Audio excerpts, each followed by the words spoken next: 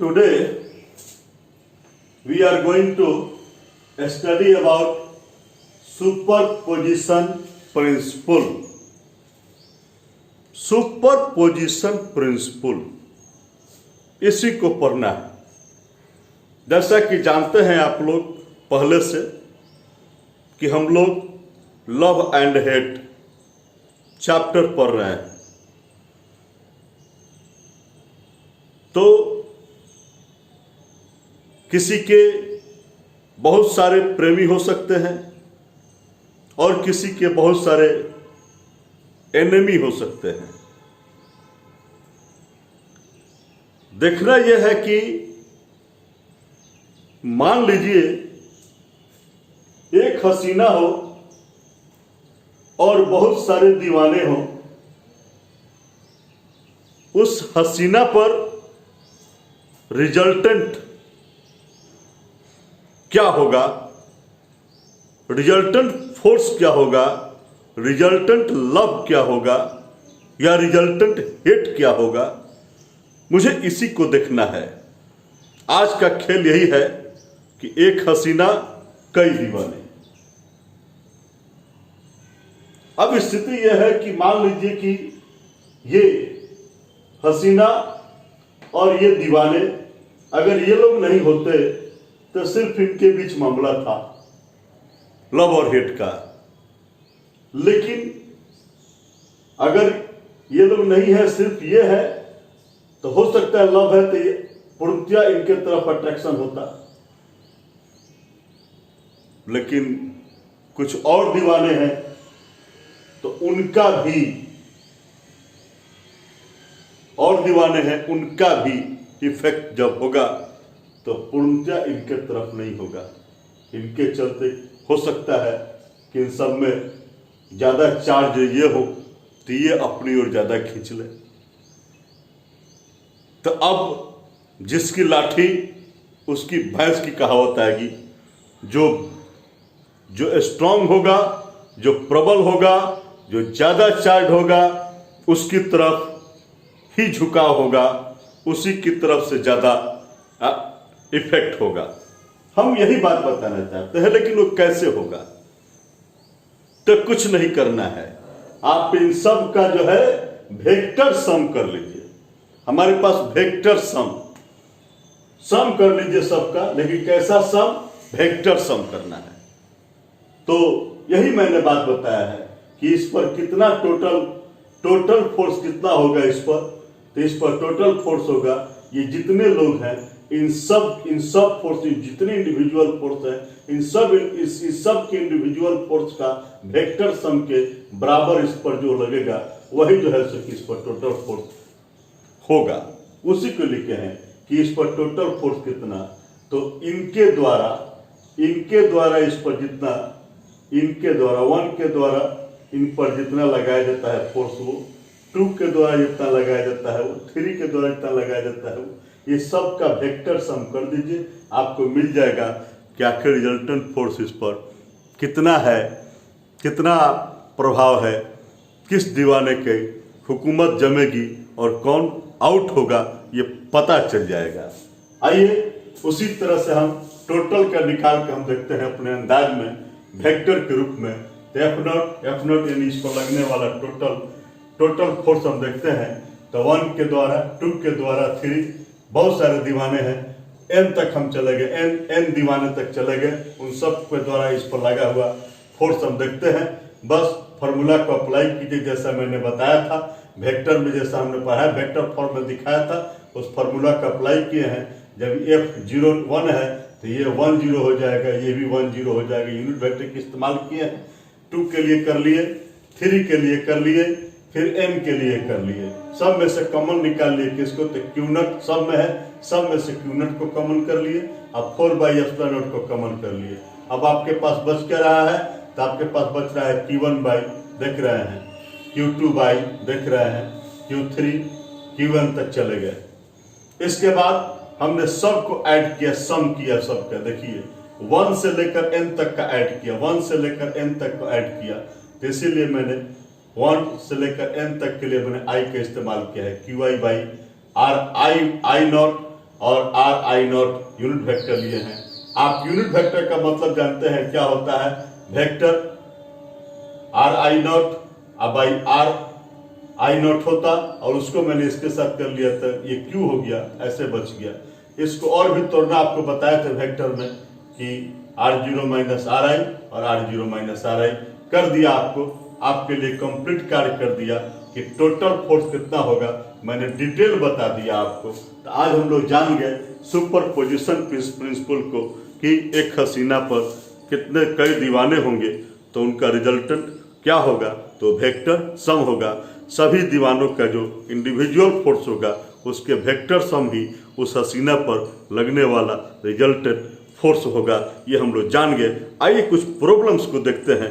Problem देखेंगे तो clear हो जाएंगे कि होता क्या है।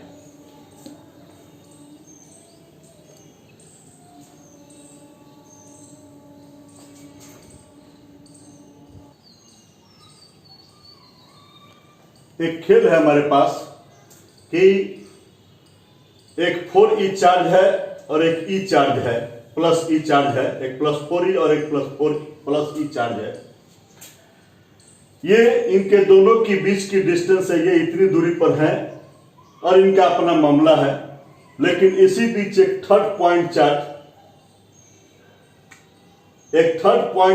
Q एंट्री लेता है,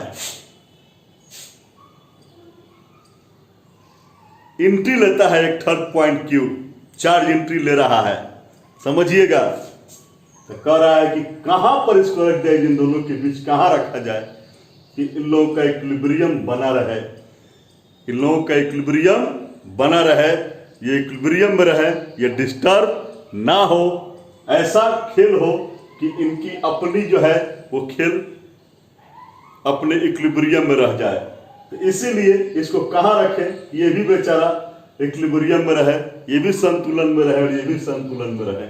इसी खेल को मुझे देखना है। तो करना क्या है कि इसको इन दोनों के बीच में कहां पर रखें, ये पता नहीं चल रहा है। तो मान लेते हैं कि इसको x पर रखते हैं हम, यहां से x दूरी पर। तो नेचुरली यहां से यहां कितनी हो जाएगी, a माइनस एक्स हो जाएगा।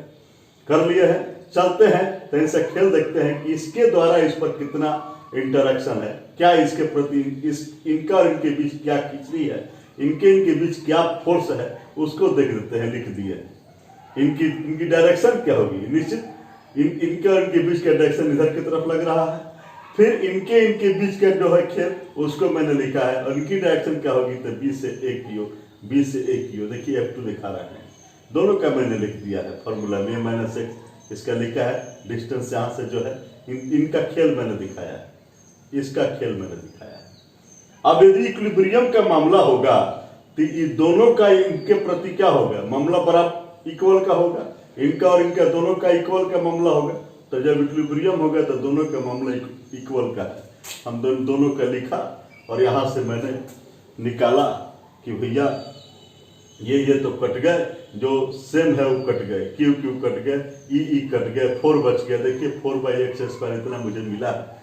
हम इसको जो है रूट करके निकाल दिए हैं, 2/x कर दिए हैं, 1/a माइनस एक्स की क्रॉस मल्टीप्लाई करके हमको x इक्वल टू मिल गया 2a/3, यानी कि यहाँ से जो डिस्टेंस था 2a/3, यहाँ से x यहाँ से यहाँ तक की डिस्टेंस मिल गई। x कितना आया, तो यहाँ से जो डिस्टेंस था a उसका 2/3 पर इसको यदि रखोगे तो ये मामला इनके बीच का इक्विलिब्रियम का होगा। यही मुझे बैठाना है, यही बात मैंने सीखा है सुपरपोजिशन प्रिंसिपल से कि कहाँ पर रखें तो इनका इक्विलिब्रियम बना रहे। ये सब को हम लोग एडजस्ट करके बता देंगे कि दो के बीच चल रहा है मामला, तीसरा कोई एंट्री मार गया, कहाँ पर रख दो उनको, किस स्थान पर रखो कि सबका इक्विलिब्रियम बना रहे। तो ये हमने इस सवाल से सीखा है। फिर नेक्स्ट एक खेल को देखते हैं, आपके सामने रखे हैं। ये खेल क्या है भैया, खेल ये है कि देखिए यहाँ पर कहाँ रखे पूछ रहा था, यहाँ कह रहा है कि ये दो है, दोनों सेम रूप से चार्ज है, इन दोनों कम या ज्यादा का मामला नहीं है, दोनों सेम रूप से चार्ज है। एक तीसरा आता है क्यू, और ठीक इनके बीच में आकर बैठ जाता है। अब कहता है कि ठीक बीच में यदि बैठ गया, अगर ये ठीक बीच में बैठ जाए और इक्विलिब्रियम बना कर रखना है सबके बीच में, तो इसका और इसके बीच, चाहे इसका इसके बीच, यानी Q और Q के बीच रिलेशन क्या हो सकता है, इसका वैल्यू क्या हो सकता है इनकी अपेक्षा, कम वाले हैं कि ज्यादा वाले हैं, कैसा रख दिया जाए, इसी को मुझे देखना है। तो मैं देखता है इक्विलिब्रियम होगा तो निश्चित रूप से इसको वैल्यू जीरो होगा, इसका वैल्यू जीरो है इक्विलिब्रियम में होगा तो।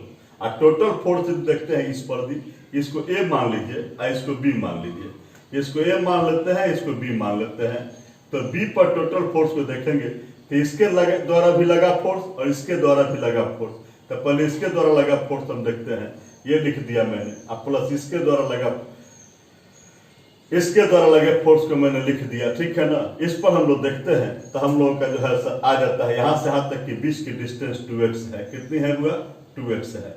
हम इसको ले लेते हैं, इसी को लेकर हम आगे बढ़ते हैं। ये Q इंटू Q, यहाँ Q इंटू छोटका Q लिखे हैं, इसके द्वारा लगा है फिर इसके द्वारा लगा है, दोनों को मैंने जोड़कर और देखा है कि रिजल्टेंट इसका भी जीरो आएगा। जब इस पर जीरो आएगा तो इस पर भी जीरो, तो इस पर भी जीरो, क्योंकि जब इक्विलिब्रियम होंगे तो सब जगह मामला एक समान होगी। बस मैंने उसको पुट किया है, बस पुट कर दिया, वैल्यू को पुट किया है और जो कॉमन है उसको हटा दिया है दोनों तरफ से। तो Q इसका टर्म का आ गया है कि जितना इनका है, इनका 1/4 जब भी होंगे, 1/4 जब भी होंगे, तब जाकर जो है अगर बीच में रहे तो इनके बीच इक्विलिब्रियम बना रह सकता है। कोई आए बीच में एंट्री मारे, कहा कि ठीक है लेकिन तुम्हारी हिस्सेदारी हमसे इतना रखो तो मामला ठीक ठाक हम लोगों के बीच चल सकता है। तुम एंट्री भी मारो तो कोई दिक्कत की बात नहीं है, लेकिन इतना ही भर मामला रहे। चलिए यहाँ एक खेल है, एक अगले खेल को देखते हैं। ये 4 कॉर्नर पर, ये कोई स्क्वायर इसके 4 कॉर्नर है, यहाँ पर Q, यहाँ पर Q सेम है, यहाँ Q और यहाँ Q देख लीजिए।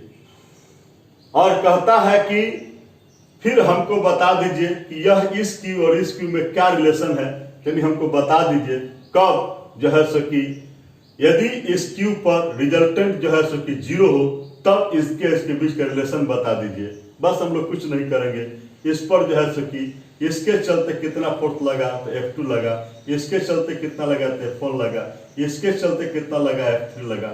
अगर तीनों का सम जीरो हो, तीनों का सम जीरो होगा, जब इक्विलिब्रियम होगा तो तीनों का सम जीरो होगा, क्योंकि नेट फोर्स Q पर कितना है? जीरो, तो नेट फोर्स इस पर जीरो होगा।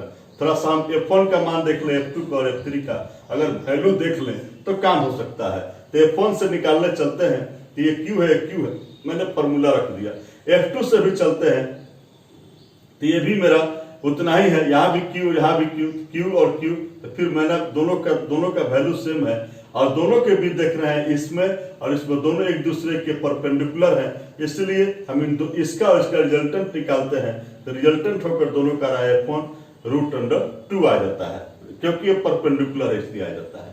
F3 का देखते हैं तो ये Q है और Q है, तो F3 का वैल्यू ये आया है। अब हम मान पुट करते हैं, F1 प्लस F2 के बदला में मैं एक डायरेक्ट लिख रहा हूँ, क्योंकि F1 F2 को मैंने दोनों का रिजल्टेंट निकाला है, कितना आया है यहाँ पर, और F3 रख दिए हैं।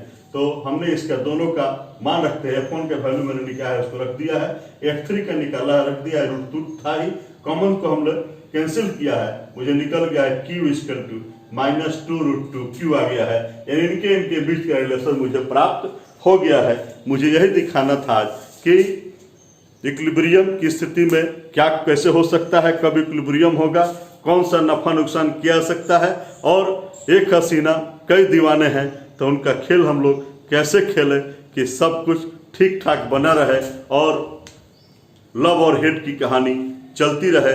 इसी को आगे फिर बढ़ाएंगे, मिलेंगे अगले एपिसोड में। थैंक्स।